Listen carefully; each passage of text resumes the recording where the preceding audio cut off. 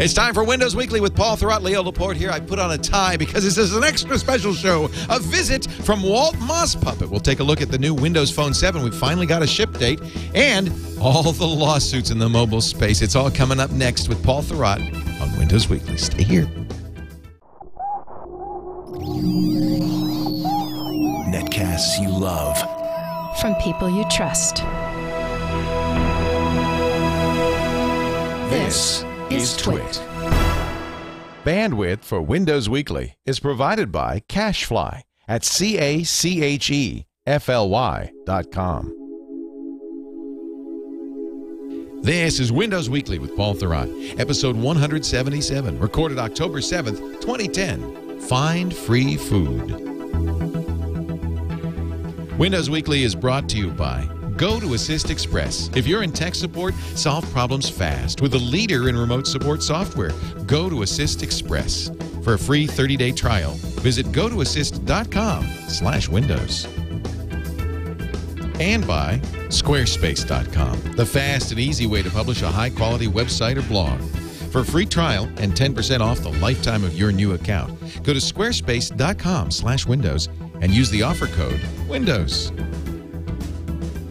And by Audible.com. To download the free audiobook of your choice, visit audible.com/Windows.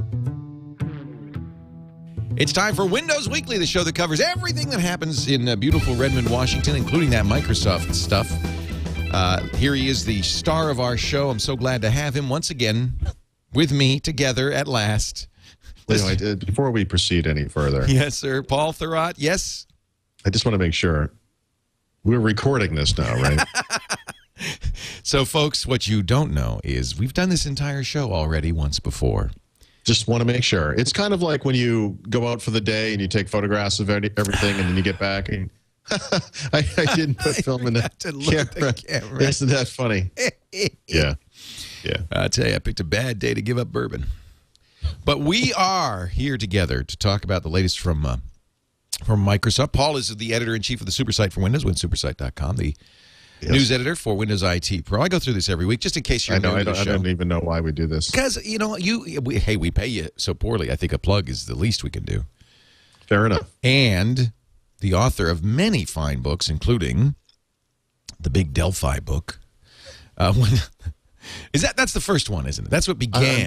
I'm not going to live long enough to get another check for that Delphi book. Every once in a while, I get this piece of paper in the mail, and another cent has been added or subtracted.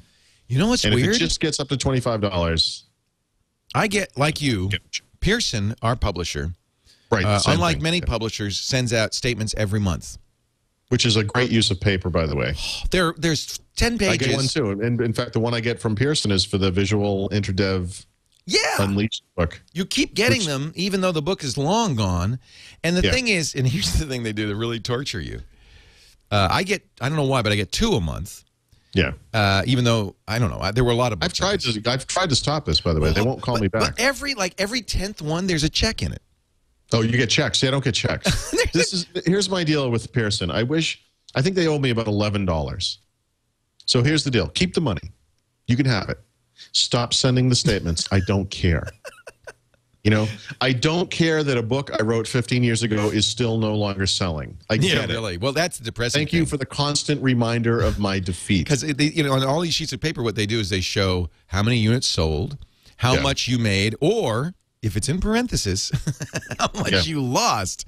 And it's almost always in parentheses. Like, isn't it on like the cheapest kind of paper you've ever seen in your life? Yeah, there's chunks. It looks like if you held it in your hands long enough, the parts that were touching your fingers would disappear. But get this, and this was the big surprise to me. So my wife, there's a bunch of mail. Last night I go home, and there's a check sitting there. I said, oh, that's cool.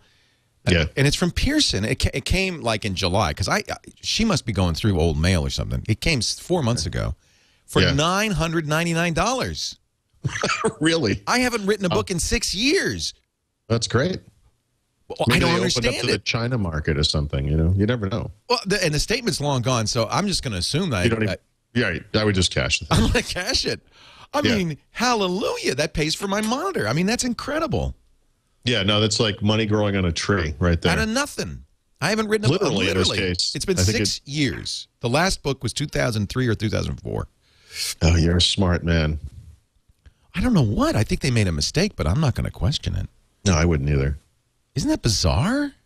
It is. I never get checks like that. No, but you know what? It's to torture me because now I have to open every freaking statement, and they send me 2 a month.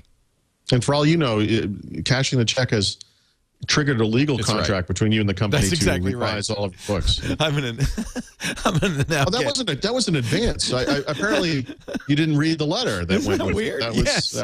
I didn't because it's gone. The only thing that remains is the check. It's bizarre. Hey, I saw, and I don't know if you want to admit to this, but I saw you on the web with someone. You were kind of cheating on me with another. Another I'm looking at my alternatives, and this was the closest in age. You were, if you go to mosspuppet.com, good friend. Leo, it's not you, it's me. Yeah, I thought so. You know. Can we just be friends, Paul? Sure. Okay. We'll stay in touch. So this is actually, it turns out to be a really great site. And a few days ago, this guy, Walt Mosspuppet, interviewed you on his website, mosspuppet.com, for a full 22 minutes. And I don't know, I'm kind of hurt because I think, and in fact, it's actually a little bit better than our show. Look at you. I'm good. How are you? Is this weird for you? Well, Paul Thurrott. Handle it, Paul. Paul Thurrott, get ready, because kind of informal. You may not realize it, but in the studio with us today, your friend, your nemesis, Walt Moss, my alter ego Puppet, is back. Walt, it's good to talk to you. Good to talk to both of you too. Oh, For my Paul, God! I'm like a vision of tech coverage future. This is what you're gonna be, big boy. Old and alone. Lonely and old, yeah, exactly. My friend posted on my Facebook. He said, my new favorite quote is, Paul Thurrott, you're a disappointment as a man and a husband. He said, and that will soon be my new ringtone. Great ringtones. So, Walt Mosspuppet, are you going to start doing coverage now of actual technology? I kind of do. I mean, some of it is real, some of it is bull crap. By the way, how much can I swear on this show? Not at all. Oh, mercy, that's going to be difficult for me. I'll do my best. I make fun. I really cover other people's coverage mostly. Yeah, that's what we do too. It's okay. We call that blogging. It's kind of meta coverage. Oh my God! Something happened to Leo. Wait a minute. There's some fleece covered. Oh my God! Something horrible has happened. I've turned into a puppet myself. This is terrifying. It's sad if you're listening to this because you can't appreciate the awfulness of what I'm having to put up with here. This like Paul's shame is now complete. Hey, you know what? I'm not wearing pants either. Well, you must feel like Tim Curry or something in one of those later Muppet movies. They're just cast crabbing. It's like, I don't know why I'm around these bozos. What am I doing here? What am my career here? I don't even remember my career. Well, Walt Mosspuppet, it's a great pleasure to speak to you again. Thank you, and you. Yeah, we don't really get to talk to the puppet that much. Yeah, I did everything I could to ignore him this week, but it caught up with me. Well, you know, I'm persistent. He does a great job of covering the seamy side of technology. I'm curious about your puppet. Why do you have glasses? Do you wear glasses? Well, I'm astigmatic and a little nearsighted, aren't you, Walt? Yeah, I mean, these are for fashion. A long time ago, I had my eyes replaced with some sort of computer-based system. But these are the glasses I wore when I had eyes. Yeah, same here. Actually, I don't have eyes. I have black magic marker colored ping pong balls that are cut in half. Right. Well, I misspoke actually. Works. One eye is robotic. The other is a piece of painted wood. Walt, it's been a great pleasure to talk to you. Everybody should head to the website, waltmosspuppet.com. And that's where you'll find Walt's interview from a couple of days ago with Walt and many other things. You do a lot of other tech reviews too. I do. I just interviewed the Geek Squad logo today. That just went up. You interviewed the logo. It's pretty good. Yeah. It's as close as I could get to the company. So, it's fun. You should check it out. I can't hear anything anymore. Is the logo very forthcoming? Well, the logo's kind of a dick, actually. He's trying to charge me every 5 seconds just to talk to him. Oh, God. Walt Mosspuppet. Go to mosspuppet.com to find out more about his head is... I should not like the puppet as much as I do, but I have to say... I wouldn't admit it if I were you. I think that's a risky... I think after the Magnum PI conversation we had earlier, all bets are off. But I have to tell you, I enjoy the Mosspuppet. Puppet love. Thank you. It's okay to fall in love with a piece of foam, Paul. Nothing wrong with that. Nothing wrong with that. We are not prejudiced against foam. Thank you, Walt. Thank you. Have a good day. I'm going to go take a nap now. It's been about 10 minutes since my last one. It's exhausting, I know. Oh, I'm so old and tired. Yeah. Well, thank you for coming on, sir. Well, thank you, sir. Have a great day, both of you. Bye-bye, Walt. Shut up. Shut up. I love hanging up on Walt Mosspuppet. I have to say, a little too much. Oh, that's good. Actually, this puppet Leo is actually related, I believe, to Walt Mosspuppet. Right. It's an earlier technology, but That's the same good. idea. So, for those of you who've said to yourselves, What the hell have we gotten this into here?" podcast used to be so good, covering Windows and stuff like And that, whatnot, yeah. and now apparently they're attempting humor, which attempt might be the best word for that. But there is stuff to talk about. We've got Windows Phone 7 information. Yeah. We've got Xbox Live information for Windows Phone. We've got Google versus Oracle versus HTC versus Motorola versus Apple versus Microsoft information. That's right. I got that all in. I was watching along as you did it. I can't believe you got to that. And a whole lot more. Before we go on, though, I do want to mention our friends at Citrix who do the great Go to Assist Express. Have you tried Go to Assist Express? Not for any lack of me trying to get you to try it. Go to Assist Express is a great way to support family, friends. If you're in the business, of course, you probably have heard of it. It is one of the best. I would say it's the best. Well, don't listen to me. It is actually has been proclaimed to be the best remote support solution by Frost & Sullivan. They specialize in this category. They said it is the worldwide market leader in remote support. #1 remote support solution because it's easy to use, because it's affordable. It's secure. You don't have to pre-install software on your customers' machines. Whenever your customers have a problem, you can instantly support them online. You send them a link, they're there, and you're on. And from then on, unattended support, 8 sessions at once, an assay of what's running on the system, including operating system and security software, anything running in the background. You could share your screen with them so they can see what it's supposed to look like. You can even drag and drop installs or fixes from your computer to theirs. Go to Assist Express by Citrix. 128-bit SSL end-to-end. Free 24/7 customer support. I can go on and on, but you know what? I got a better deal for you. I want you to try it free right now. If you visit the website, gotoassist.com/Windows, GOTO assist.com/Windows, you could try it absolutely free for 30 days.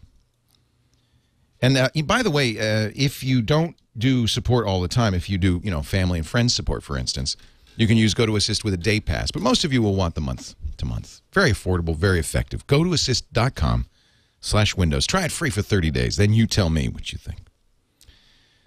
So we kind of alluded to this, but let's get the details out, Paul. The official release date is a little later for Windows 7, Phone 7 than we thought. Well, I mean, the dates are kind of lining up. So the October 11th date, which is next Monday. Yeah. Yeah, Monday, is which is in fact what Microsoft is calling the worldwide launch. It's where they're going to announce the first set of phones, which appear to be coming from AT&T, although T-Mobile is also having an announcement that day. Makes sense. It's GSM. It's a GSM. The GSM stuff, yeah. And you make one GSM phone, it's easy, and this is what Apple could have done. It's easy to say AT&T and T-Mobile because you just take the SIM card out. It's a little more complicated with CDMA. Yeah, it's a lot. And in fact, there's a lot of stuff around AT&T. We've talked about AT&T, and I've complained about AT&T and so forth. But this is one of the niceties of the GSM stuff. Yeah, that you can very easily switch phones, international use, networks, or different accounts and so forth. It really does make a big difference. That's one of the reasons I keep my iPhone around, is because I know when I travel, I'm not going to take my Verizon phone. My Droid X won't work. Yeah, although Verizon has they have world phones, yeah. And I think when they go 4G, that stuff. They announced, it's big news in our area. They announced last night that they're going to roll out LTE in the Silicon Valley and San Francisco Bay Area this year, like in the next few months. Yeah. So that will be interesting, and we'll see. I think at first it's going to be a lot like that Sprint 4G stuff, where it's very localized and so forth. You can get it on the Apple campus, basically. Yeah.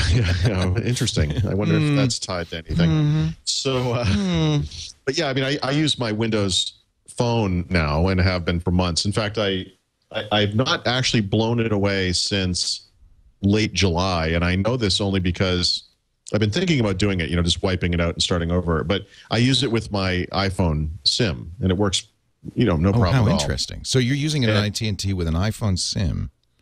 Yeah. Is it the micro SIM or the full-size SIM? No, it's the full SIM, because I have a 3GS. And that's what they use. Now, if I had gone to an iPhone 4, I would have had a problem, because they, of course, have that micro SIM. And I don't know if they have adapters or somebody must. You can cut a big SIM down to a little one. Obviously, I don't know. You'd have another issue getting little to big. Yeah. So that worked. That just happened to work out for me. So that was nice. And it works fine. That's been good. So I'm going to be in New York next week for this. But this will be just like... They're going to announce stuff. So there'll be the press conference with AT&T. They've got the CEO from their mobile department coming over. They'll have the announcement. There'll be a showcase where they show the phones, and it looks like there are about 3 of them coming to AT&T immediately. Wow. T-Mobile will be doing their thing, and they're having a party and things like that. So we'll see. But this is actually going to be my first chance to have any hands-on time with the actual phones. The actual shipping phones. I've not seen, as opposed to the whatever it is, Samsung or LG or whatever it is. Yeah, the prototype that I'm using. Yeah, but like I said, I haven't blown this thing away, and I don't want to get into this too much, but there are issues around the Windows Live accounts, and I have a primary Windows Live account, but it's not the one that's attached to my Xbox Live stuff, and I would kind of like to have them all together, and I've been thinking about doing different things around moving all that around. So I've been sort of looking at it, but I actually went back and went through the phone, and I have phone calls and messages and everything dating back to July on this thing. So I've actually just been using it, the whole time, and it's been fine. I've gotten emails from people who've asked me about drop calls, compared to the iPhone and so forth. And the one thing I can say, and this is not scientific, but I drop calls on various iPhones all the time, and I travel a lot. And when I brought my iPhones on trips with me, I call. This is a constant source of anger for me, because you'll be talking on the phone and it just drops the call. There's no warning, or it doesn't start going out. It just drops the call.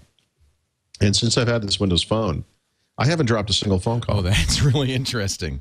Not a one. Because everybody's trying to figure out, is it the iPhone or is it AT&T? Yeah, well, it sounds like you just... I can tell you what my opinion is right now. Yeah. A lot of it is the iPhone. Yeah. So, wow. Yeah, we'll see. AT&T might not be as bad as everybody thought it was, we'll see. But I've said in the past too, some of the nice things about AT&T are the mobile roaming support that you get for international. You can buy those packages of data plans that are actually not too horribly expensive, and they have some nice web interface stuff and some nice custom applications and all that. So they do a pretty good job. Although they did charge me for a sample app this week. I actually forgot to put that in the show notes. As Windows Phone has sort of gone along, things have started showing up in the store, in the marketplace, because they're testing things. And I noticed that the mobile store on my phone has changed to add an AT&T section. So obviously AT&T is going to, instead of having their own store like they might on an Android phone, they're going to have a section on the Windows Phone store. Oh, and so they had a sample app in there. Right. And it does say it costs, I think it was $2 or something. And but it's a sample app, and literally when you download this thing and get it, it doesn't do a thing. It's a blurry photo of a hamburger. It's got some. It looks like and the type of visual. And they charge you for this? They charge me. It's awesome. But they actually charged me for it. They gave you. Wait a minute. I'm sorry. It's on my bill. How much for a blurry photo of a hamburger? $2. But I The got hamburger would have been cheaper. Every, once a month I get up in the morning and I get my email. I mean, I do this every day, but once a month there's an AT&T email. Your bill has arrived. Click here. I pay this thing immediately every time this arrives. So I went to the site to pay it, and I was just about to click, pay now, and I said, wait a minute, what's going on here? This thing is $90 Hold on instead of 84 or whatever it usually is. And I thought, that's odd. Did they change something? So you really have to look to find this thing. But there was a Microsoft app I had paid for, which I knew I would be paying for. It's a real Xbox Live game, so those are starting to show up. That was $3, roughly speaking. I don't remember exactly. And then it said, there was a. What is the name of this app? What is this app? Find free food. Find free food. Yeah. And did you ever find any? Well, it's $2. No, it doesn't work. It literally looks like the type of thing a child would create in Visual Basic. And then in the middle of creating it, they were called to dinner and they forgot to finish it. It's just random controls strung along a page. Yeah. I'm not kidding. The other thing actually, now that I'm thinking about it, the other thing that happened this week with my phone was I created an application for Windows Phone just to prove to you how easy this is. Yeah. My application looks fantastic. I mean, compared to this AT&T piece of junk, but I haven't updated in a while, and I probably had created it with the release candidate versions of the tools, not the final version. Right. So I was looking through my application list, and I saw my app in there, and I thought, that's interesting. I forgot all about this thing, so I tapped on it, and it came up, and it said, this application has been revoked by Microsoft. Oops. Click OK to, delete it. Well, now we know how they have a kill button in there. Yeah, and I think it was because it was created with the pre-release version. They did that blank. It wasn't you. They're not aiming. It wasn't them revoking my app. Yeah. It was. Yeah, we know that they love any you. app. Yeah. It's any app made with this old tool. Yeah. So. Yes, you said. There's no refund process. This is one thing I have to say I like about Android is when within 24 hours, if you delete a program, it automatically refunds you the cost of the program. Yeah, that's actually pretty neat. Wouldn't have helped you here because you didn't know it charged you. Well, actually, okay. So to be fair to AT&T, there is a little process where it says, the AT&T logo comes up on the phone, and this thing can be. It did tell me, but I mean, it's a test. They're testing the store. How could they possibly be charging people? It's an for error. these. It's a mistake, and you see the thing, and you realize there's no way they're going to charge me for this. This is ridiculous. Yeah. And no, I guess it's an error. It's okay. I know what I've gotten into. I mean, my purpose here is to test things and look at stuff. And okay, fine. I was just surprised at the low quality of this thing, and then that they actually did charge. I think you hit the nail on the head. It was some test application, and it just snuck through the billing process. I mean, that's okay. It's okay. Presumably, that free food will not be available. I can't imagine this is actually going to be an app. Are they going to stream this event, or is there any way we can watch it? Because I'd love to cover it live on. That's a good question. On Twitter Live. I don't know. You could be our reporter on the site. Right. We want to do that. So, what time? What time is it East Coast time? The actual press conference. Let me look. Because this event goes on all day, and then there's something actually the next morning as well. But the actual, let's see here. I want to say it's at 9. 6 in the morning. 6:30 a.m. our time. Monday. I'll be here. Conference. My day off. What the hell? This is going to be basically, a dog and pony show with the guy from AT&T. And if it's not too much, would you find out? And we will. And I will tell all of you that if we can, if Microsoft lets us, we will cover it live. And then we'll give you a call, Paul, at some point when you're not doing something, and you can give us your thoughts and so forth. Okay. Now, that's Monday, October 11th, but the phone doesn't come out till early November. Right. In AT&T stores, possibly T-Mobile. We'll see what T-Mobile announces on Monday. And does that mean the big question there is whether AT&T is the exclusive launch partner, and that T-Mobile maybe has to wait for a little while? I don't know. One thing I actually did kind of complain to Microsoft's PR department a little bit about this week was just the sheer lack of communication here is sort of astonishing. And I know it's based around the notion that they don't want information to leak out or to come through one place only or whatever it is, but I don't know. They just haven't been very forthcoming with this stuff. I don't know why. I'll ask. They're they're trying to be like Apple, but it takes a certain iron will to do it effectively. Right. And if you do it half-assed, it's really just dumb. Yeah. You either have to have like incredible control, and just laser-like focus on no one shall know. Or it doesn't work. And obviously, a little bit is leaked out, a little here. It's like... It can't work at Microsoft because they have external PR companies, a huge company where there is really no information blockage internally, and people who have nothing to do with Windows Phone can find out what's going on with different things. And I've gotten information from people, and it's just weird. We have, on this network, and I'm just... twice now, I've had PR people from Microsoft say, can you pull something off the air... because that person is going to get fired now because they said something they shouldn't have.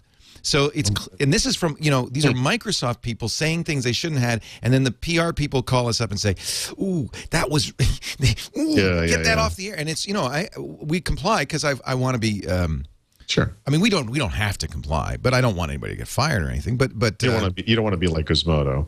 Yeah, I mean, we don't have to. It's not, if this were like a big scoop or something, maybe not, but it's not a big deal.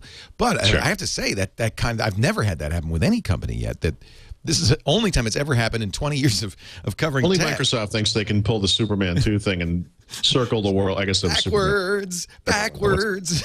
And, go backwards and pretend it didn't happen, It's telling because it's exactly what we're talking about here. They just don't have that kind of iron fist controlling information.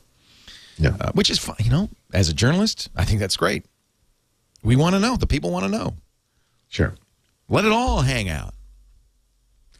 So your book, did they have to put your... Sorry. I did yesterday. I wasn't wearing any pants. Did that book have to be delayed now because they put the phone off? No. The book's fine. In fact, if anything, it's going to come out a little bit early. So. Oh, good.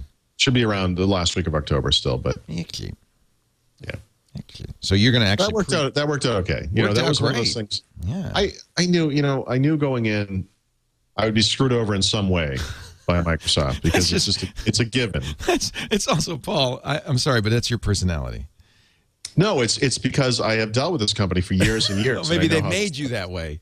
Yeah. But Paul, you strike me as the kind of guy who goes, I'm going to get screwed here somehow. I don't know how, but I know. I do. I veer toward the glass half empty side of the fence. A little bit of a pessimist. A little bit. But pessimists are never disappointed. That's true. No, it's a completely viable worldview.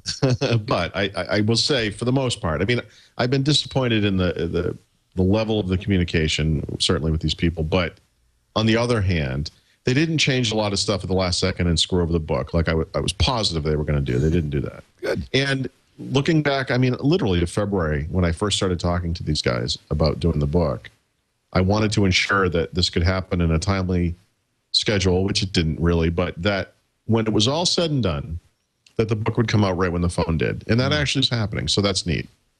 That's nice. As they say, when all is said and done, a lot more is said than done. I mean, I had to write a book.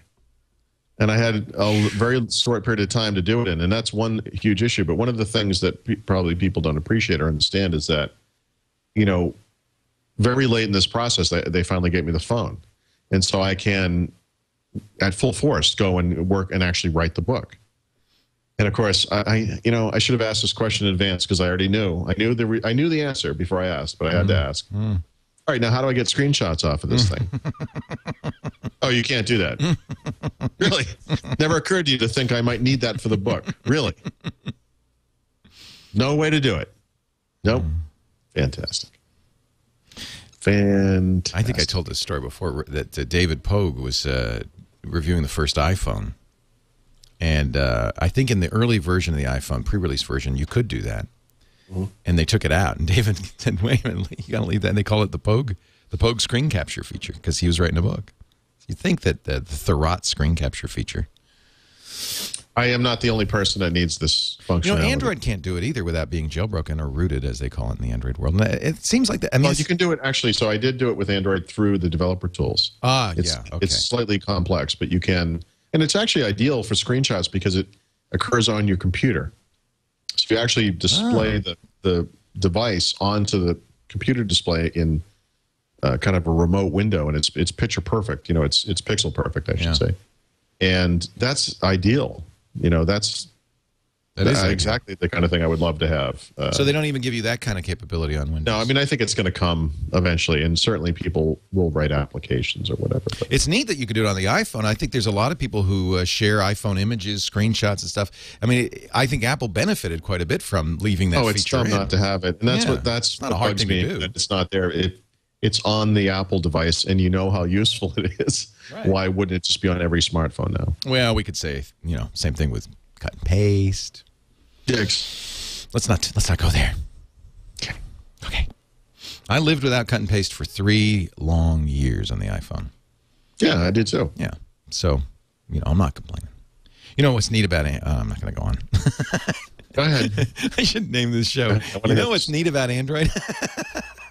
I'm not going to do it. I'm not going there. I want to. Okay. When you you know, press and hold in. By the way, press and hold is a feature the iPhone lacks that is really nice. It's like the right click on a phone where you press it and hold it and you get alternate. Absolutely. It's a great thing to have. Does the Windows Phone do that? You mean press and hold on the screen with your finger? Yeah. Yeah. I call it tap and hold. Is what I call it. It's something missing on the iPhone. It would be just really useful because the iPhone has so few buttons. Exactly right. Yes, and that's exactly how it works in Windows Phone. It does a right click, like a right click. It's like a right click. So there's you tap and hold on a pastable item on Android, and it gives you could paste what's on the clipboard, but also gives you clipboard history. Now it's on the Droid X. I don't know if it's on all Android phones. Yeah. But that's great because I have like 10 or 15 things on my pasteboard. Now it's a security issue. Let me check my Windows Phone and see what it will cut and paste. Oh wait, no, yeah, too bad. But you know, you can always write it on a piece of paper. Never mind. Never mind. Moving along, I'm excited about Windows Phone. And you know what, Paul? I will give you this pledge. I will give you this pledge today. Okay. That I will buy and I will use a Windows 7 phone the minute they come out, and I will give you my honest feedback. Yeah. And if it's better, I think you're going to like it. I'm hearing more and more iPhone fanatics say, "Hey, you know what? This Windows Phone 7 is." Yeah, I mean, if you're being honest about it, there's no way anyone could look at this and not think it's pretty good. It must pain them to say that. I don't care. I don't care either. I hope it does. I hope it hurts. I hope it hurts like the heat of 1,000 suns. But no, it's fine because it's good. It really is good. This is going to be a test of where the commitment lies among certain tech journalists, right? Right. And, well, there are, like we've said so many times, there are many things with the Windows Phone where you can very easily criticize it because, as you know, it doesn't have cut and paste or whatever. There are just things like that. Now, those things will disappear over time, but the truth is right now and at the beginning, it's going to be missing certain features. But I think some of the things that are going to put Windows Phone over the top, aside from the obvious stuff like the panoramas that we talked about or the Xbox Live games and everything, is really going to be the quality of the available applications and plugin services. You know, it's going to be the quantity and quality that they come out with. You know, when you look back at, say, WebOS, for example, they had nothing.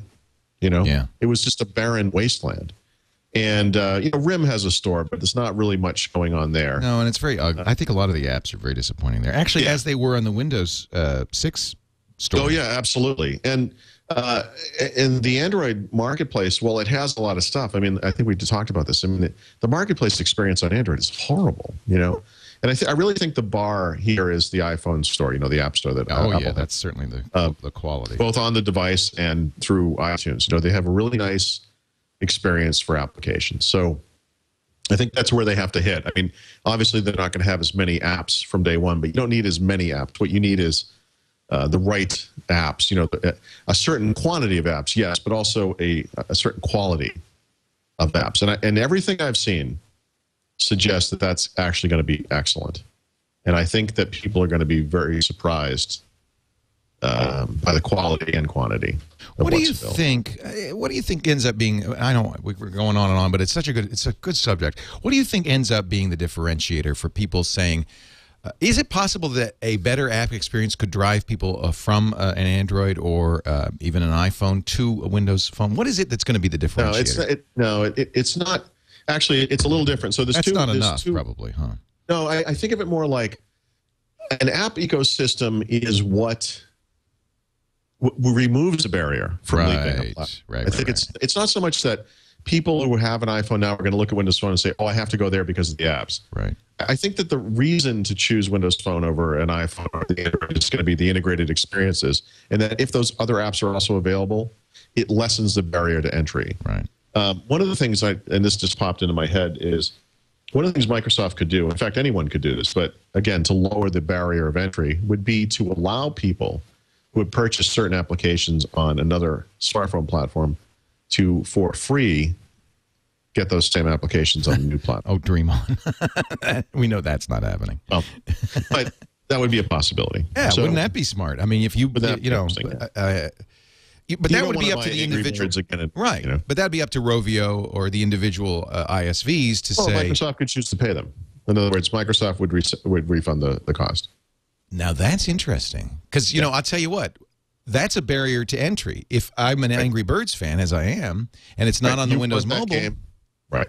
That's a thought. I don't think there are advantages to games on Xbox Live on the phone that I don't think would be enough to cause people to switch, but I think people would appreciate once they made the switch, you know. Right. But that's not the driving force. I think Xbox Live is kind of a big deal for a certain audience, but again, not for switchers.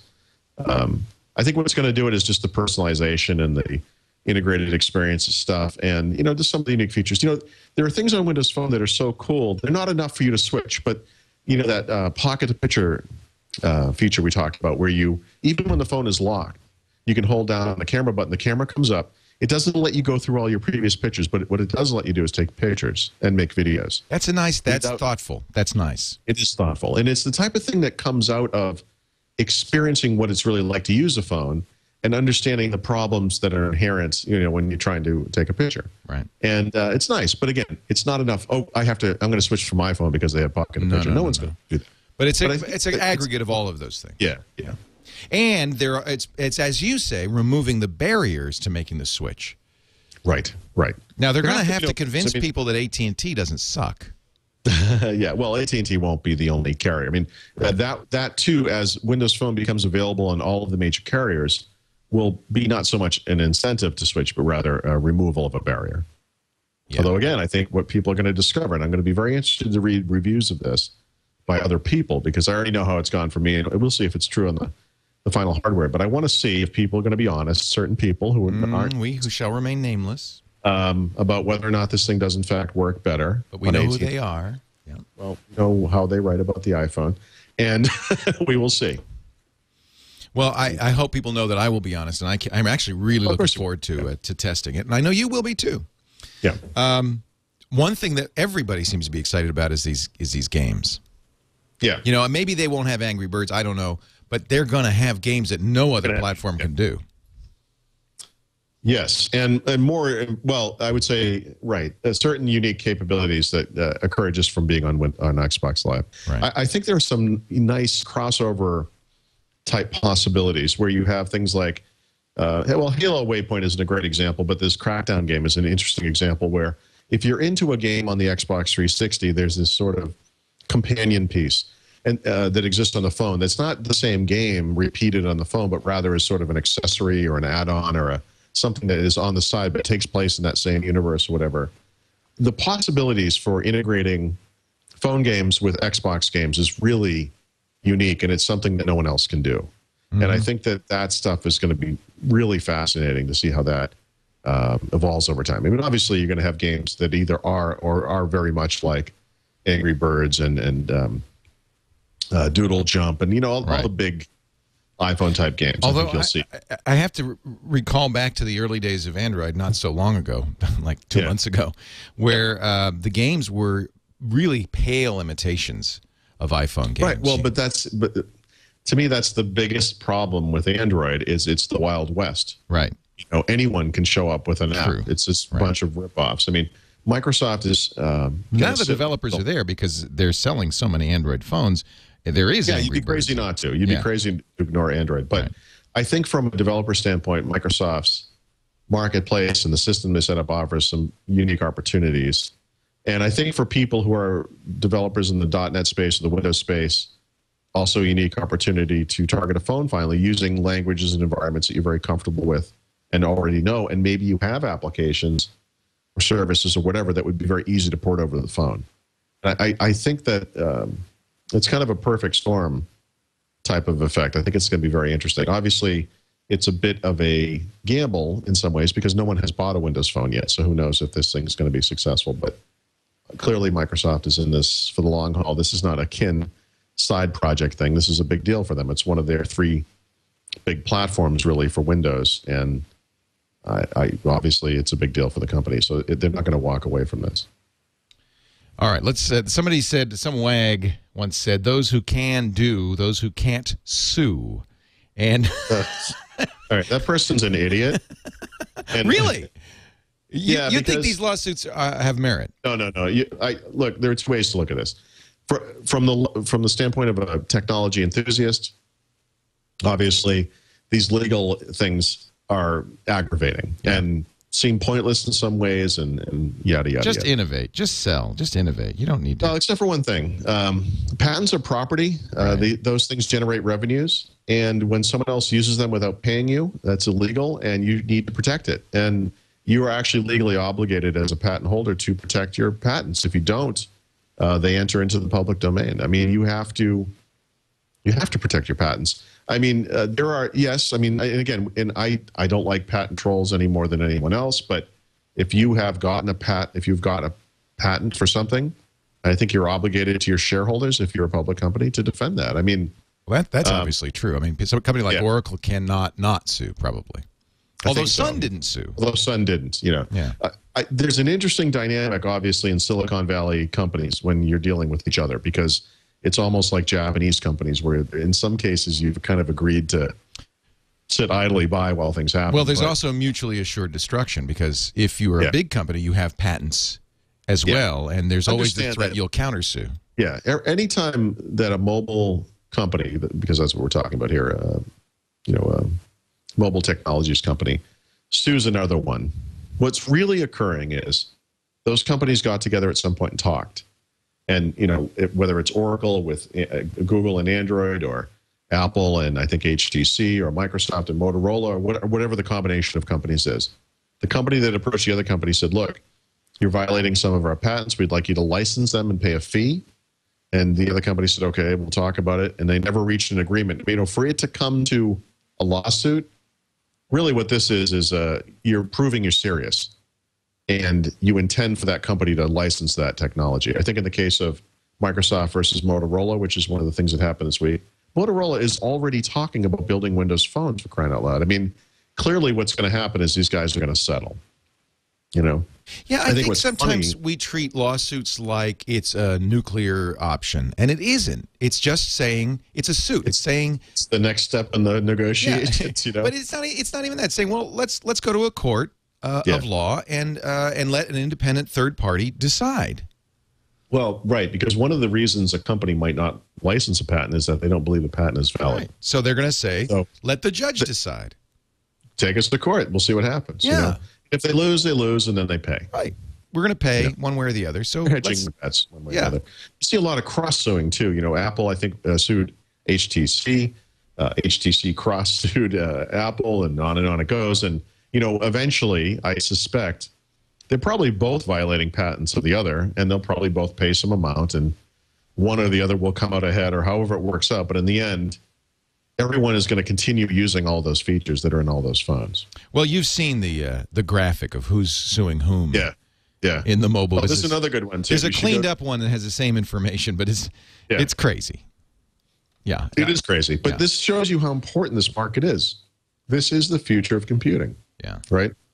I mean, this is the volume market. I tell you. It is. It's the future. It's where all the money's going to be made. Yeah, I mean, it's tough. There's another area that is exploding right now. We're going to talk about in just a second, the boxes you attach to your TV. And we were talking about this, I think, on Mac Break Weekly, and somebody said, well, you get to buy one. Which do you buy? And I had to say, at the moment, this is before the Google TV came out. I'm not sure it would change. At the moment, I'm going to choose Xbox 360. Let's talk about that. Okay. Well, I mean, this is a really it's a great area where the action is just starting. But before we do that, I do want to talk about Squarespace. Life is so easy in a Squarespace. Squarespace is where exceptional websites begin. It is software, it is hosting, it is the best. If you're ready to start a blog, if you want to start a site for your business, if you need to attach social media or to your presence, if you just want a business card on the net, if you're a photographer, I mean, I can go on and on. It's all here at squarespace.com. It starts with incredible hosting. They're using very sophisticated virtual hosting that means that you will never not have enough bandwidth. You cannot, and we keep trying, you cannot shut down a Squarespace site because they just rock with the bandwidth. Then you add on top of that the best content management system ever. And I feel for people like Paul who are stuck with antiquated software because, man, look, you could with the Squarespace, the iPhone app for posting, not for just for posting, but for moderating comments, for viewing sites. Look at the statistics on here. It's just gorgeous. Squarespace.com/Windows. You don't have to pay to try it. You could set up a site now for free. You don't even need a credit card. In fact, watch. I'm going to go to click the try it for free button. All you have to do is give it a name, a password, that's for you, the email address in case you forget the password, and then do the CAPTCHA, and you're done. You'll have a site. And now you can play with the importers. Squarespace imports from most blogging platforms directly and exports, so you never are stuck. That means you can build a site in the next 15 minutes that has all your content from your existing site and just see what it would look like on Squarespace. The stats, the templates, the form building and data collection, it couldn't be any more lovely, more powerful, more exciting. Try it free for 14 days. Go to squarespace.com/Windows. If you decide to buy, and sites start at $12 a month, you can get 10% off for the life of your site if you use the promo code Windows. That could be hundreds and thousands of dollars over many years. Squarespace.com/Windows. Time to use a grown-up content management system. Just the best. Squarespace.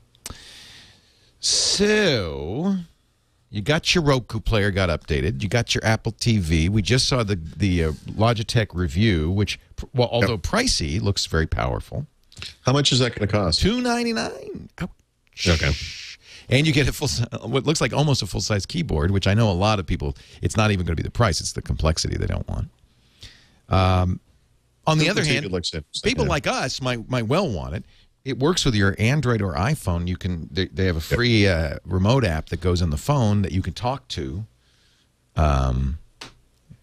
Play Magnum PI, and it will then find it. Now, if you have a Dish DVR, it even integrates with the DVR, but you have to have a Dish DVR and a Dish account. If you don't have a Dish DVR, it still searches the web, searches your cable listings or your satellite listings. So it will find, if Magnum PI is on Friday night at midnight, it'll find it and you can program it in. It's got some nice features. You can, because of DLNA, you can have some content. You find a YouTube, we showed this demo, it was amazing. You find a YouTube site on your phone and you're looking at it and you want to show the family, you press send, same thing in Android, send to the TV. If the TV's off, it turns on the TV, turns on the hardware it needs, puts YouTube up on, starts playing the video. Nice. Yeah, I mean, it's got some nice features. So, what are you going to buy? The video freeze there? I have to still think that that Xbox 360, which is here now. Yeah, that may be the conclusion ultimately. I reviewed the Roku player, which I like. I love and I'm a Roku guy. I reviewed the Apple TV, which I like. Yeah, it's too limited in content for me. Yeah, each of them has an issue. I wish if you could just plug a hard drive into the Apple TV, maybe if Apple would just get out of their stupid requirement for the, iTunes to be on and running, for that thing to connect to a computer. Yeah, maybe. This week, I haven't published it yet. I'll probably put it up right after we're done here, but I've been writing a review of the WD TV, actually Live Plus, which is the high-end version of that. Machine. And, it very much like these other players like the Roku and the Apple TV, it's a small box. It's the updated version of something I had previously. It's from WD, Winston Digital. So obviously it has USB ports, and it plugs into hard drives. It works with NTFS, which is fantastic. And wow, this is actually this is a dark horse. I didn't even know about this. Yeah, I would say this is a slightly bizarre statement, but of all of these solutions, it's really the most Microsoft-centric one, even including the Xbox 360. Wow. And there's a couple of reasons for that. One is it's a Play 2 target, meaning you can use it with the Windows 7 Play 2 feature, which you can do on the Xbox 360, but only when it's in Media Center Extender mode, which is actually very limiting. And what that is very similar to what you just described, where you're on, in this case, you would be on a Windows laptop in front of the TV, and you say, well, I want to watch this movie on the TV, not on the laptop. And you can push it to the TV, wow. Well, actually, you push it to the WTV, and that puts it on the TV. It's 1080p, which is neat. It works with NTFS drives, like I said. The Xbox 360 does not, and I don't understand that. So there is no way in a modern version of Windows to format a hard drive in a way that would work with the Xbox 360, and that's crazy. So I have a 1 terabyte external drive formatted with NTFS. It works just fine with the WTV, so that's nice. The problem with it is that, unlike the Roku and very much unlike the Apple TV, it's clunky. The interface is ugly, and it's limited in the services it supports. You have to get the upper-end version if you want things like Netflix support, which is there, and YouTube, so it's kind of promiscuous in that sense. But the dumbest thing, and I just don't get this, is if you use Play 2 to play a movie or a TV show or music or photo slideshow, whatever it is, from your computer to the device, the screensaver will actually kick in while you're watching on your screen? On the screen. It's crazy.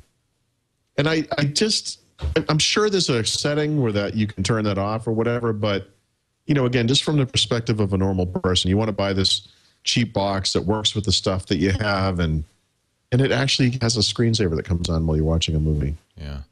And it doesn't do streaming of any kind. It does actually. So the other part of the Windows or Microsoft-centric aspect of it is it works with Windows Media compatible media shares that are on your home networks. If you're sharing content through a PC, like through Windows Media Player or Zune, you can actually hit that library from the device, which is really neat. But it goes a step further. The Xbox 360 does that as well, by the way. It actually goes a step further. It can connect to any network share.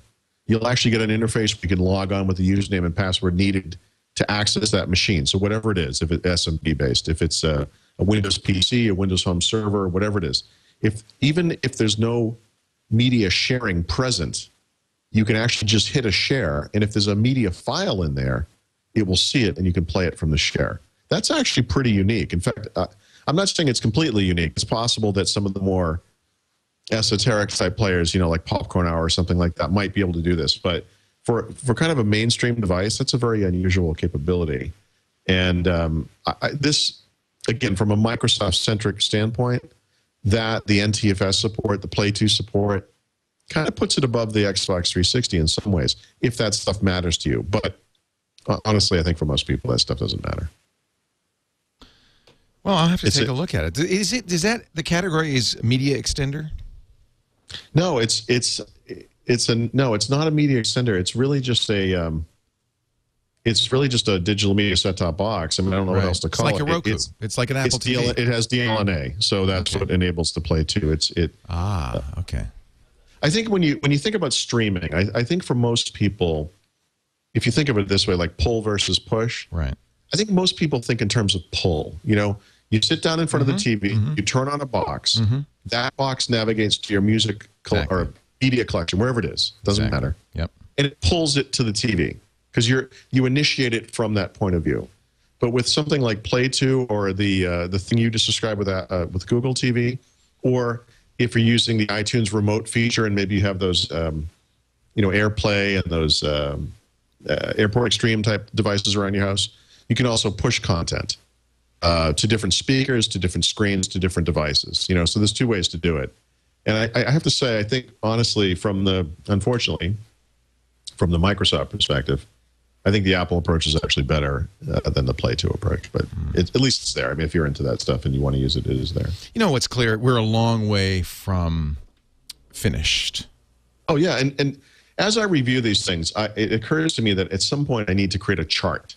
and you can list the features, and you can say, yeah, this one does this, and I think that's what it'll do at the end. But it's funny that you should say that, because it's exactly what I said yesterday. Is we need a big chart with checkboxes. And you know what's going to happen is none of them are going to be perfect. Nothing is perfect. There's going to be holes. So it's going to come down to what matters to you. That I'm beginning to come to the understanding that when this is all said, when I finish these reviews, so I'll review this device, I'll review the Xbox 360S as a digital media receiver. I'll review the Google TV. I'll review the Boxy box, you know, and maybe a few other things depending on what happens. So you make a chart, you know. Like I said, there is not going to be a winner. I mean, that's clearly that's what's going to happen. There's no winner. So it's going to come down to, where is your media? How do you use it? How do you want to use it? What's more important, this or that? And it's going to be a personal decision. I hate when it's like that, because I'd love to be able to say, this is what you need. And I can't. It's becoming clear to me that none of these are perfect. Yeah. You know, it's too bad. Well, but like I said, we're in the early days. I think there's a lot of iteration that still needs to happen. The problem is... Oh, here's another one for you, Leo. You know, you can buy a very cheap PC right now, essentially a net top type box. You know, Dell sells that. I think it's called a Zenio. Right. Or yeah, that's pretty cool. Very cheap, 300, 350. Mm-hmm. I mean, why not just put one of those in the den? Exactly. HDMI. You get a media center remote control for $17 on Amazon or whatever. Yeah. Why not just use that? I mean, maybe that's something I need to include in this comparison as well. Yeah. I mean, so many choices, you know, and they all have their pluses and minuses. I just think we're in the early days, and because this stuff is hardware, it iterates much more slowly than what we're used to nowadays in the web world, where stuff, you know, Twitter's changing daily, and you know, it's going to take a while for us to shake this out. But we've made huge strides, and this year is clearly the year where these things start to really take off. I think this is the Christmas that a lot of people buy. Push is occurring. Yeah, I hope so. I like this capability, and I've been a big fan of the original Apple TV for years. I've used various media center extenders and other devices. I've had the Roku box and Xbox 360 and all this stuff. I mean, we talked about Netflix. I mean, for me and for my wife as well, I would say the Netflix capability has been fantastic. And Netflix is almost universal now. I think it's... Mm-hmm. Yeah, I think it's... You got to have Netflix. I think that's kind of a baseline. Yeah, it really is. Yeah. And because Netflix is being so aggressive about adding movies, it's becoming more and more, hey, this is almost enough. I think if you have Netflix and Amazon, you have a pretty good selection of stuff. And then I like the fact that we're on Roku. We're actually on a lot of platforms thanks to MediaFly. So that's a good start for us. Actually, I think we're on, even Apple TV, if you go to the podcast section of iTunes, we're featured. So we're pretty much on all of these boxes. And that for us is exciting. It means we're, finally kind of at parity. For me, the thing that's been a limiting factor on getting these shows to a mass audience is it's hard to figure out how to sync it up to your iPod or whatever and, your Zune. And it's complicated. And I think the streaming picture has changed things because in the past, there was this sense that things had to sync. Apple approached it like it was an iPod. You would plug it into the network in this case, and you would sync content with your iTunes collection.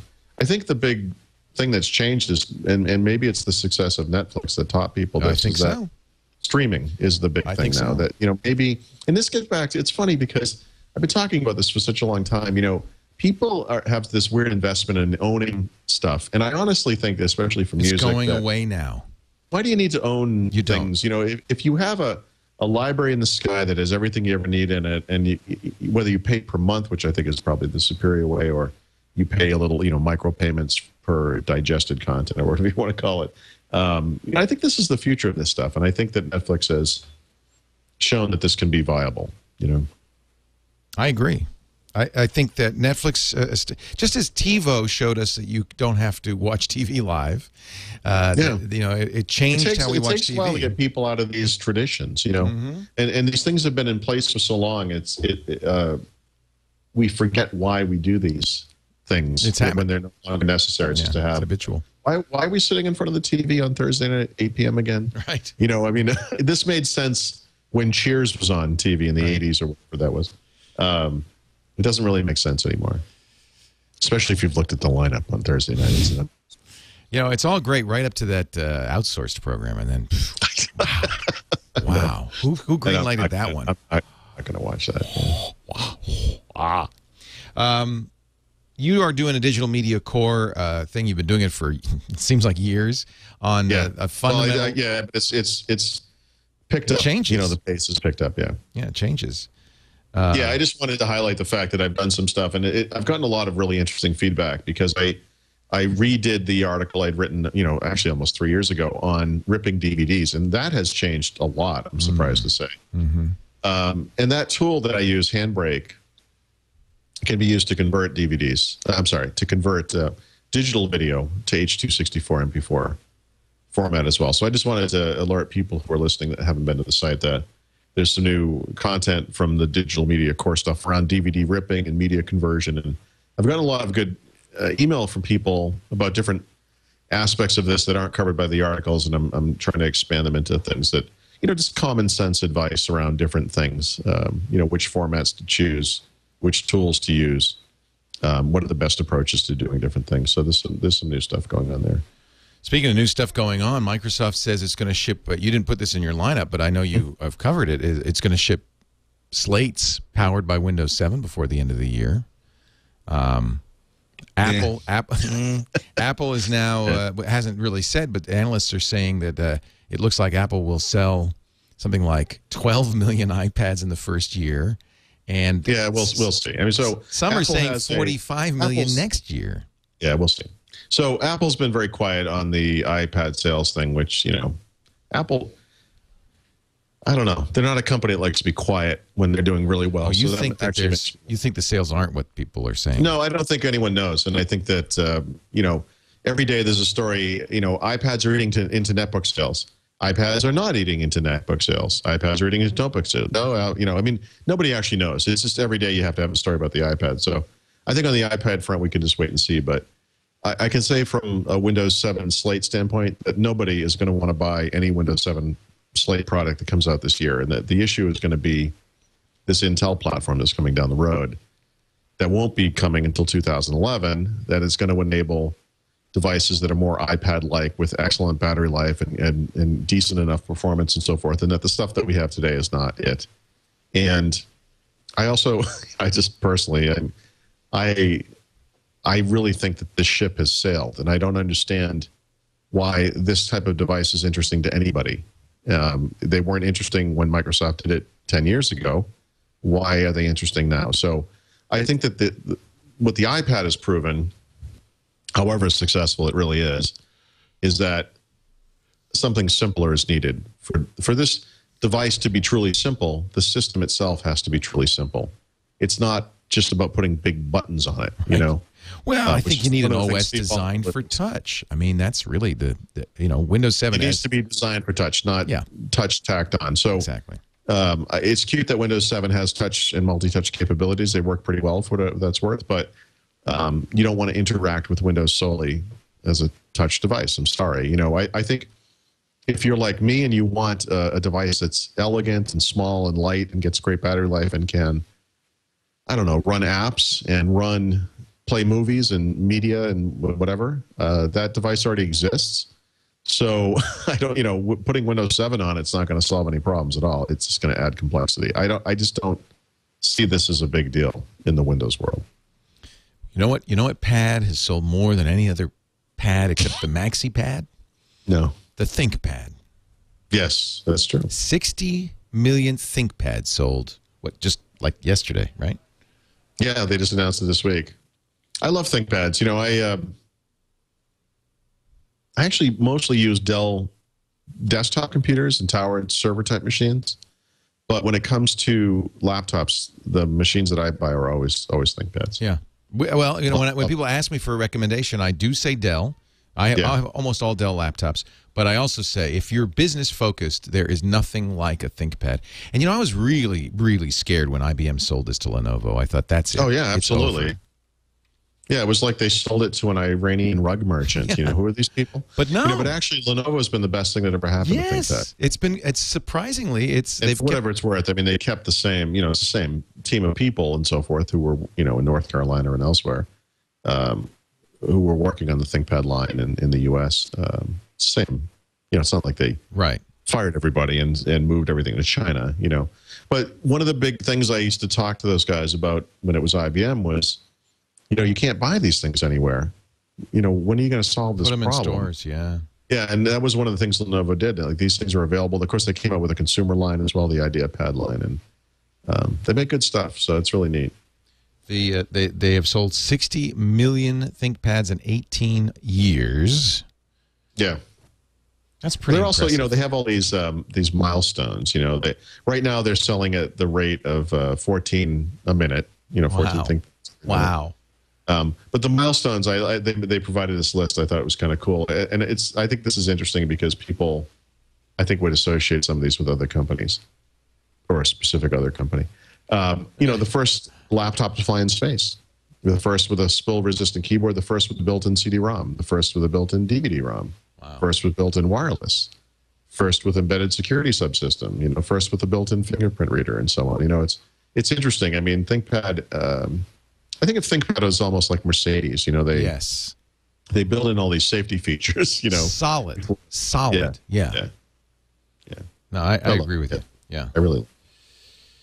And actually, to counter that argument that there are a lot of iPads being sold, September 22nd, which is a little more than a week ago, AT&T CEO said that only about 500,000 3Gs have been activated. Yeah. And he said that's a very small portion of the, say, 4 million still sold worldwide. It's a tiny number. Sure. Maybe people realize Wi-Fi's fine. Yeah, absolutely. Yeah. And that's one of the things we discovered with the Kindle. My wife got a Wi-Fi only Kindle, and I got a 3G plus Wi-Fi. And what do you need? I mean, well, only it's a use case thing, of course. But if you buy books just before you get on a plane, it might be nice to have 3G. But otherwise, I'm certainly for $139. I can tell you right now, my next Kindle's a Wi-Fi only Kindle. Yeah. And look at this BlackBerry. Actually, it doesn't have Wi-Fi at all. It's 3G only. The playbook. Yeah. Whoops. I think they're going against the tide there. Well, they're going to add 3G eventually. They have to. Yeah. They have to. There's another one. I don't. Did we talk about the playbook last week? We must have. I don't know. I don't think we did. I don't get the market for this. I think there's a market for consumers that want a simple device that can play games and do all that fun stuff. That made the iPod Touch so popular. That makes sense. In retrospect, I should say. But the business case for a tablet, I just don't get it. And this is that they're going to have the screen remoting feature where you're actually running the stuff on the phone, but it's coming out at all. Give me a break. Isn't that what Palm killed? That was the Palm, the Folio. Yeah, this is just complexity. I just disagree with this. You got to feel like companies like RIM and Nokia are really getting a little desperate and playing catch up here. They were.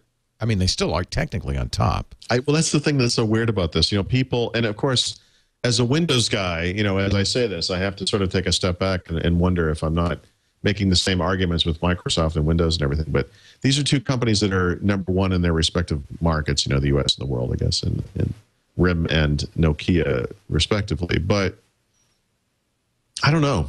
I really feel like both of these companies have big problems. And I guess we'll see. I mean, so far, neither one of them is leading in any way. And by leading, I mean, technologically. Yeah, they're not. They're like leading the parade. They're not. No, they're following. They may be leading in sales, but they're not leading the parade. The parade is, in fact, in the distance, and they're behind the elephant. So I'm reminded of the old, the age-old Mac argument against the PC, which was that, yes, the PC outsells the Mac, but the Mac is like a BMW, and BMW doesn't care that Ford, the Ford Escort sells, 100 times as many units as they do because it's a different kind of vehicle or whatever. Okay, fair enough. But there are some interesting parallels there when you think, a smartphone is essentially a very high-end phone. It's expensive. It's expensive on an ongoing basis. And, I mean, it's a different kind of market in some ways. So these high-end smartphones like the iPhone and some of the Android phones and Windows Phone will fall into this category. This is an up and coming kind of thing, and they're still kind of luxury devices right now. They're expensive, you know. I agree. But it is shaping up to be somewhat like that PC and Mac market. We've talked about this before, where you have many hardware choices on the Android side, one choice on the Apple side. But you see the good and bad of each approach. Absolutely. Right. This is another one of those each. cases. Right. There is no winner. There's no see this way is better. I would say we're the winners. Consumers are the winners. Choice is always good. Yeah, oh, right. I'm sorry. Of course, yeah. I meant from we are the winners. Hey, did you get your invitation to the tech news blogger and reporter group? I did. Thank you for all of that unsolicited email. You know, sure. I'm starting to see a problem with the Facebook groups, and I'm not the only one. Here's what's so that's a brilliant way to expose to journalists what's wrong with Google Groups. Yeah, exactly. Right? So anybody can sign you up, by the way, to this group. Yeah, I noticed. As I did. And yeah, you did. And I never had to okay anything. It was very that's very what's scary. Slipstreamed and and you start getting email immediately. Lots I did. And I know the first one I got, I have to tell you, I was really confused. What is this thing? They got to fix that. They are going to fix that. This is ridiculous. They're so retroactive, you know, and everything. It's like, let's throw a bomb in the room and see what happens, you know. So I just click on Paul Thurrott, add friends to group, press add. You don't get to say in it. You don't get anything. You just get a lot of email from the other people who are out of the group. Yep. Welcome, Paul. You've got mail. Yeah, I see Scoble and Edbot in my inbox. And I'm Scoble did this to me, so I thought I'd pass it along. Yeah. On the other hand, I mean, this is a neat idea to have a group of people that you respect or whatever, that you share some common interest, but they just need to have a feature that says, you've been invited to this group. Would you like to join? Well, and it also illustrates one of the other problems, which is, let's say you create a group, and you create a group because not outside of tech circles. In other words, I'm going to create a group called Friends and Family. Yeah. And I'm going to actually put in it people who are my friends and family. That's who's going to be in it. Well, anyone who's in the group can add anyone else, including people who are not my friend and or in my family. And I mean, yes, I get alerted to the fact that they were added and so forth. But I mean, it kind of spirals out of control almost immediately. And yeah, this is something I'm a little worried about. So, someone wrote me an email just before we started where they said, Google's had groups for a long time. I don't understand why very different. Is treated as news. Yes, it is, in fact, very different, because the difference is, from what I can tell, I think the big difference is, in the past, when you broadcast anything on Facebook, it went to everybody. There was no way to prevent that. It was everyone who was on your friends list. I mean, with this new system, you can actually make a post or post a photograph or whatever it is within a group and exclude everyone else. And that's actually very different. And so I think it's a step in the right direction. But as this very first group I'm in so ably demonstrates, it's not quite enough. Well, I've created a group called the North American Man-Boy Love Association, and I'm going to add you. See, this is and the real Tom Selleck. And Tom, but see, this is the real. No, wait a minute. That was before the show. Now people are very confused. We're not insinuating anything about Tom. We love Tom. No, in fact, the opposite. That's the problem. That's the problem, is that you could create something reprehensible, Yes. and add people to the group. Just add people. And they're now in the group. You're in the group. Congratulations. And then the next time you're at a job interview, the guy will pull out a piece of paper and say, curious if you could explain this one to me. Yeah. This is look, I like the feature, but come on, guys, think before you act. So much else that Google or Facebook does. Only partially implemented out of the gate. Well, what this reminds me a lot of is the launch of Google Buzz, where people were just screaming because all of a sudden Google Buzz was going in your email box. I still get emails from this thing, by the way. Well, me too. I mean, seriously. Me too. And I have it filtered off, and Google has there's a bug, and I get buzzes in my email, not just email, I'm using priority email, in my important email. Oh, good stuff. No, I don't want it. And now I'm getting Facebook spam.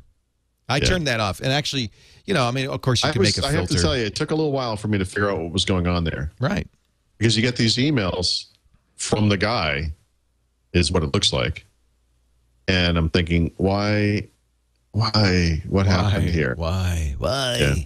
I joined the Hacker News. I love Hacker News. Y Combinator has a great news service called Hacker News, and there are now 2,227 people in this group. It is huge, and just imagine the volume of mail that I would be receiving had I not rushed to turn off email, because you get mail for every action that happens in a group. If you don't, by default, now you can turn that off, but by default, there's my farm, just like just a random shot of the farm. It's pretty. It's so pretty, isn't it? This is what the iPad was made for. That's so sad, but it's probably true. No, it is. It's a toy. I find, I check a little mail, I do a little surfing, watch a little porn, then I want to farm. Get down tonight. Then I want to farm. Sure. I would say 80% of my time is spent playing games, Angry Birds, We Rule. That's true of me as well, but it's not on the iPad. Yeah, there's nothing. I'm not knocking it.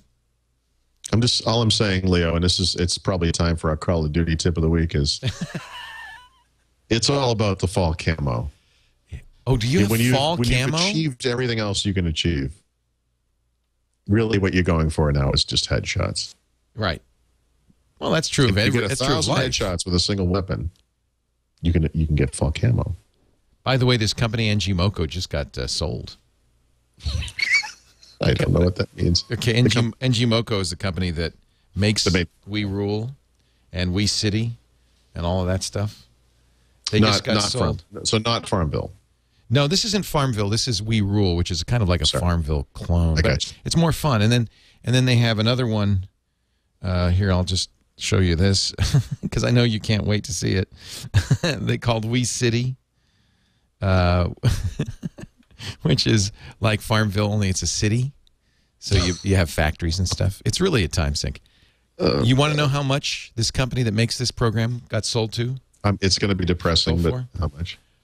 They got sold for Japan's Dena, D-E-N-A. They're thinking about buying it. I think it actually happened for $400 million. Wow. 400. That's good. Well, good for them. I mean, at least they're making something. I mean, $400 million. It's not like they created an online service that violates your privacy on an ongoing and regular basis.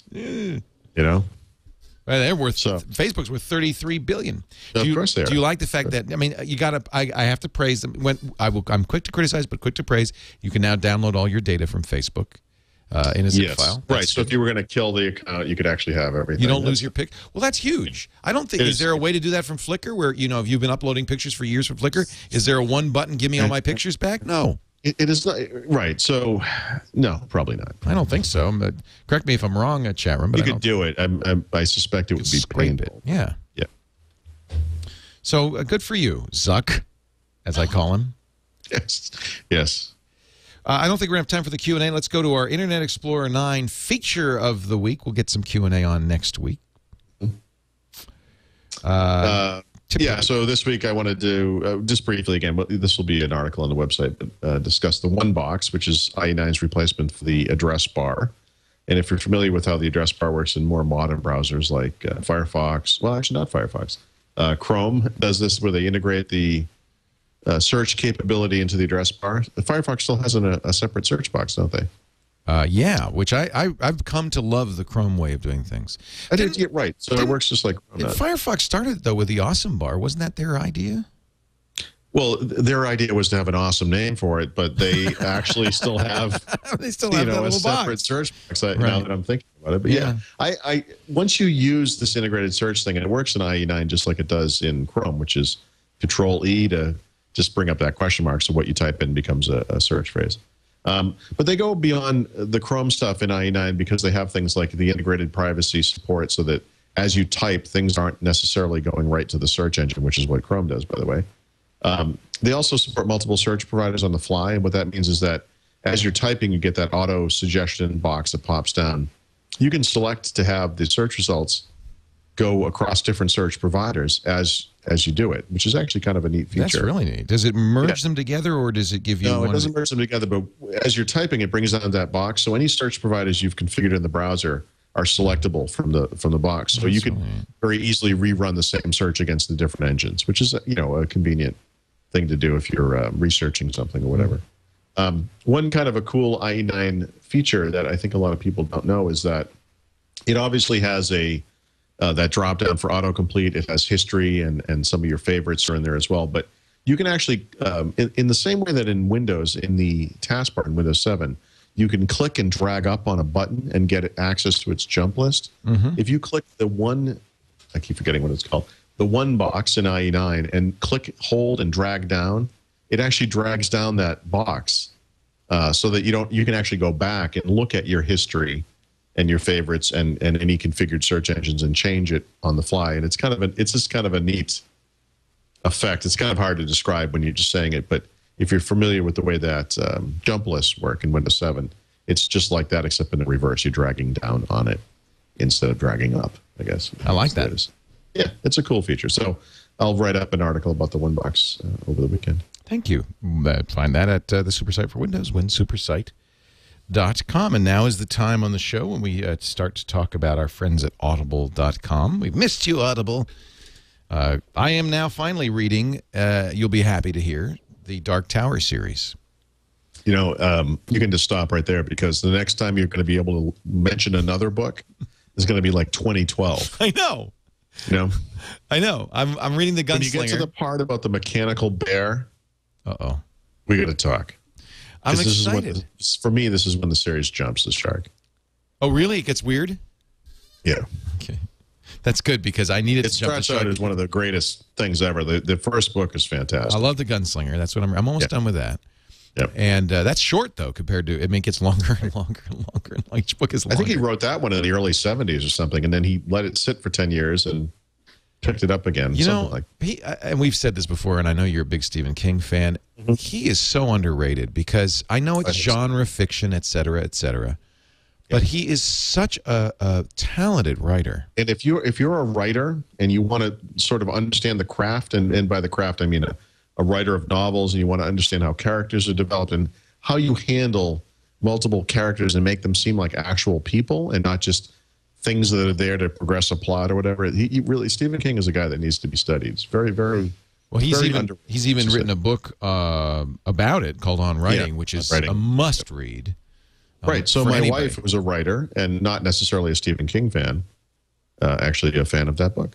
A very well written book. It's such a good book. Everybody should read it. There's a few books if you're a writer you've got to read. Strunk and White's, Elements of Style. You got to read. Annie Lamott has a great book called Bird by Bird that's about being specific in your writing, and then this On Writing from Stephen King is just incredible, just incredible. But that is not our recommendation of the week. We do now everything we just mentioned. You can get on Audible. So, and there's something about listening that is very different than reading. A different part of your brain is triggered, and I have to admit, perhaps not everybody is into that. Although I have to think if you're listening to a podcast, you've got to have something in there that makes you like audio content. If you need to sleep, perhaps, or. But I am now so hooked on listening to books. I get in bed where I normally would have a book to read or a Kindle, and I will listen to my audiobooks now. I mean, that's it. My wife thinks I'm very weird because I put on headphones when I get in bed and I go like this. But I just love it. And I go to sleep listening to audiobooks now every night.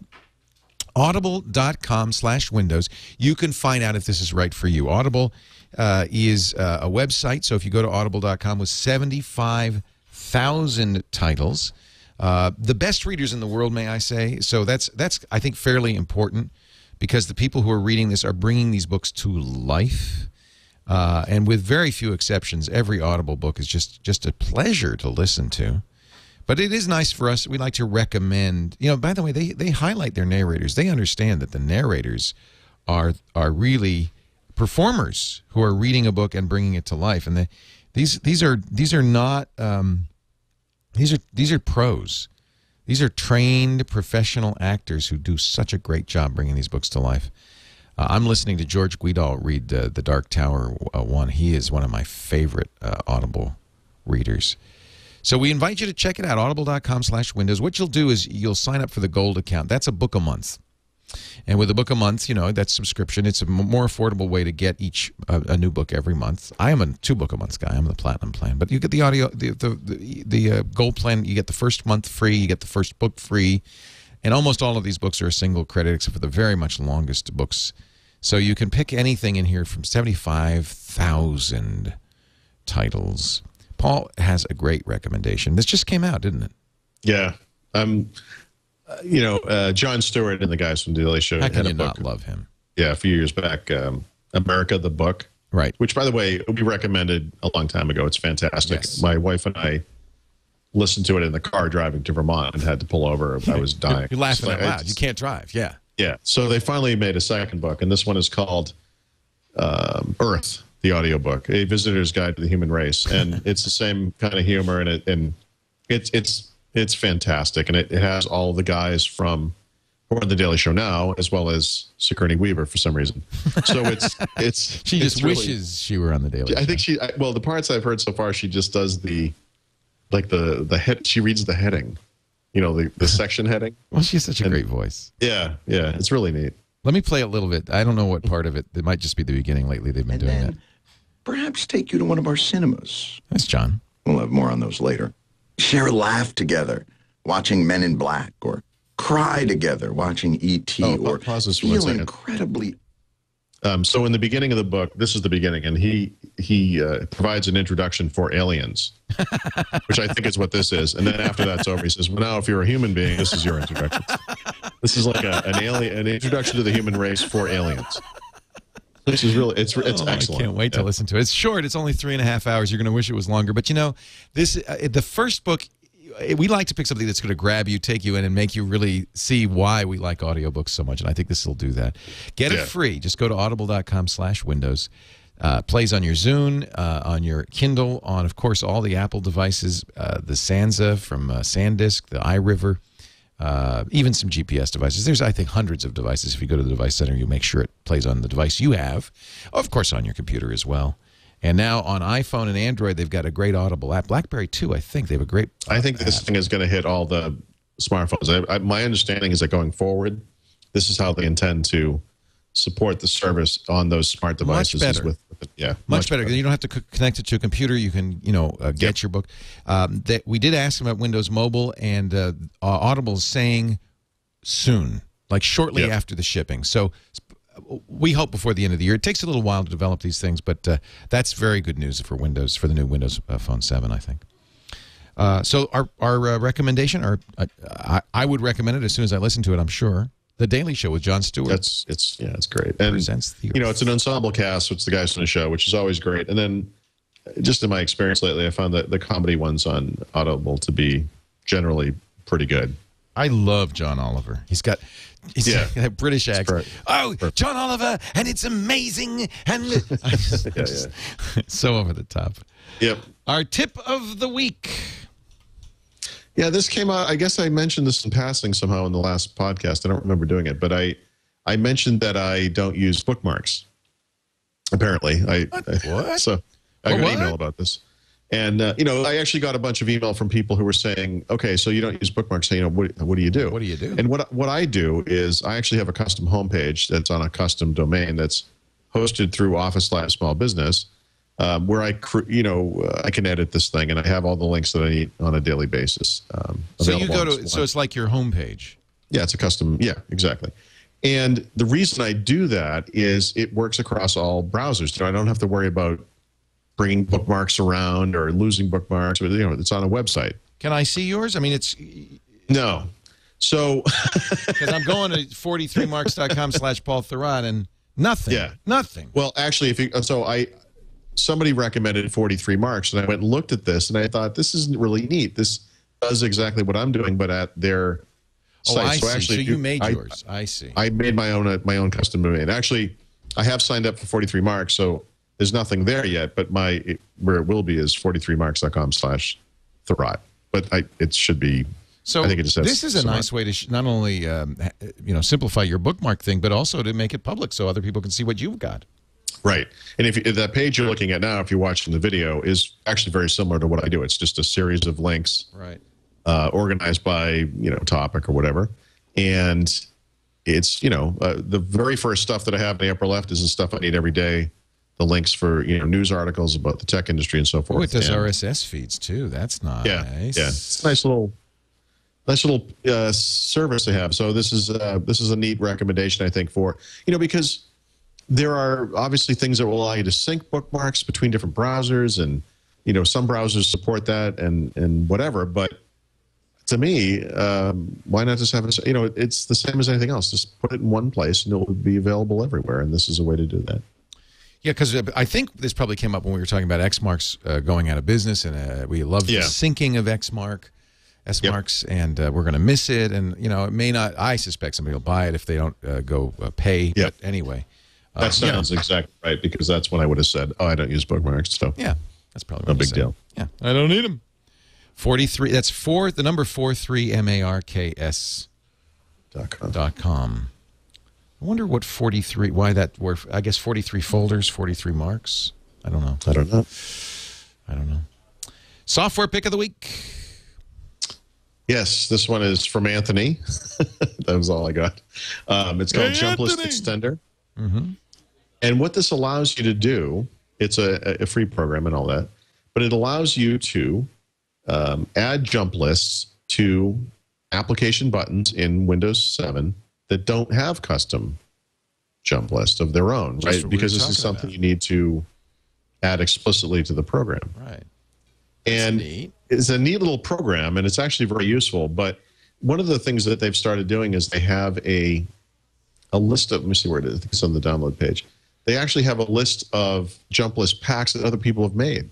So you can just add them to the applications you already use. So if you're using Firefox as one, Notepad, VLC Media Player, which is excellent. And you can use these functions from the jump list, right, for the application without having to wait for the application writer to explicitly support it. Does this require Windows 7? Yes, this is a Windows 7 feature, yeah.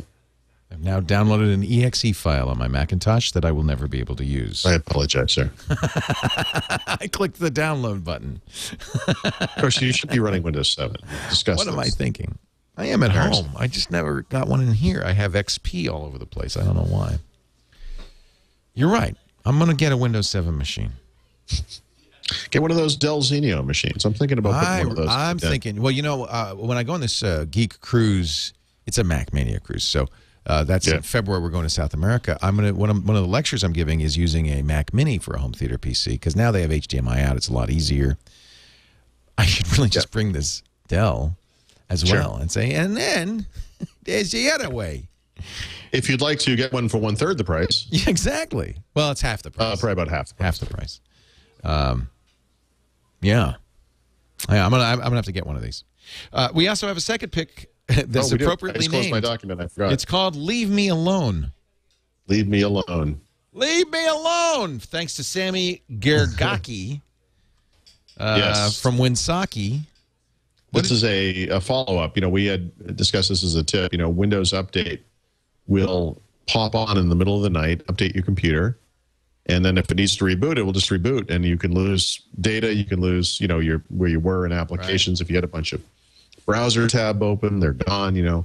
And there's a way. It's complicated, but you can go in and configure Windows so that it doesn't do that. But this guy wrote a simple little applet called "Leave Me Alone." Right? Yeah, that will prevent that. Just do the settings for you. I love it. Yeah. XP or Vista. He doesn't say 7, although I would think it would work on 7. I think it's the same across all that. It's in C#, so I mean, come on. Persistence Unlimited. It's freeware. PersistenceUnlimited.com. Leave me alone. Paul is going to leave me alone right now because we are done with Windows Weekly for the week. I'm so done with you. Can you believe that we started this show 14 hours ago with Walt Mosspuppet? Let's record it again. I feel like there are some parts I could do better. I forgot to press the record button one more time. On behalf of Walt and little Leo, hey, I'd like to thank you. To the Mosspuppet as well. And Sorry. Can I talk like this? I talk like this. Is it obvious that it's me? It's so natural looking. Hi. I think I have a very Right. big grin because I'm trying to be a ventriloquist. Why would ventriloquist, the word ventriloquist, be a word you can't say without moving your lips? I'm a ventriloquist. You've identified the flaw in the whole ventriloquism. a ventriloquist. Thank you, Walt Mosspuppet. Thank you, Paul Thurrott. You could find Paul at the SuperSite for Windows, winsupersite.com. You could say that without moving your lips. .com. And, of course, he is the news editor of Windows IT Pro. Can't say the pro without moving your lips. That's right, Leo. And he also has got that great book, Windows Phone 7 Secrets. Pretty good, huh? And that's available on Amazon.com and other fine bookstores everywhere. Soon, end of the month. Yep. I can't do that without moving my lips either. Paul, thank you so much. Thank you so much. You did a great job. You did a great job. Paul. I can't say Paul without moving your lips either. And we'll see you next time on Windows Weekly. Thank you very much. I didn't know if I didn't think I should say Brian Hogg because I didn't want to just spoil his, Sure. because people might have believed that actually was a real thing, the Mosspuppet. I do. This is he made this for me though. In fact, I think it was in one of his shows. Yeah, it's got the Hawaiian shirt. It's pretty cool. Nice. And frankly, I enjoy having my hand up my butt. Right. If you want to really creep people out, you can just start making out with it. I knew it. No tongue, literally. No tongue. So thank you, Paul, and we'll see you next time.